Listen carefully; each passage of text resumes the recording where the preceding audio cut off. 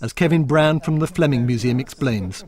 Well, Fleming was working on staphylococci, and he prepared some culture plates like these. Yep. He finishes the work, goes off on holiday, leaves the plates on the lab bench. 6 weeks later, he comes back, checks his culture plates for one last time, and what he sees on one of them is that the culture plate has become contaminated by fungus. Right. Now, look closely. Thank you. Do you mind if I? No. Yep.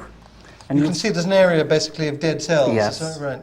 And so Fleming arrives back just at the right moment. It's settled on here, the fungus has grown a bit and has had the opportunity to kill the bacteria that are living around that. So what did Fleming say when he saw that? Well, Fleming took one look at it and he comes out with the most amazing words. That's funny. Greatest medical discovery of all time, and he just goes, that's funny.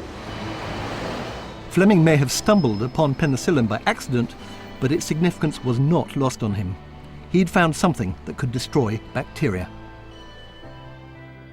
Unfortunately, Fleming was a terrible speaker, so when he gave a talk about this marvellous discovery, he was ignored. In fact, it wasn't until the 1940s that his groundbreaking work was finally developed by a team from Oxford. People tend to take penicillin for granted, but when you've seen someone brought back from the absolute brink of death, as I have, then you realise how truly miraculous this drug is. Hi, James.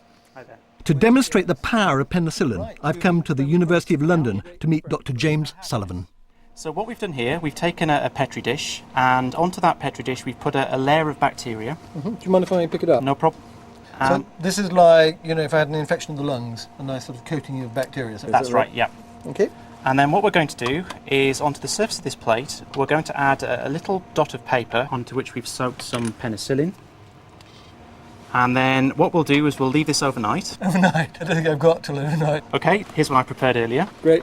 And so what we have here, as you can clearly see, is lots of dead bacteria. Fantastic. You can see very, very clearly the penicillin in the middle and just the bacteria dying, very dead, removed around it.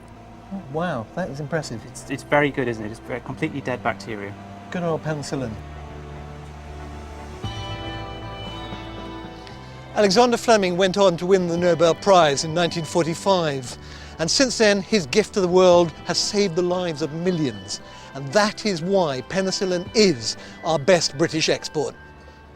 Michael Mosley cultivating our regard for penicillin. Yeah, we're back tomorrow at 7 with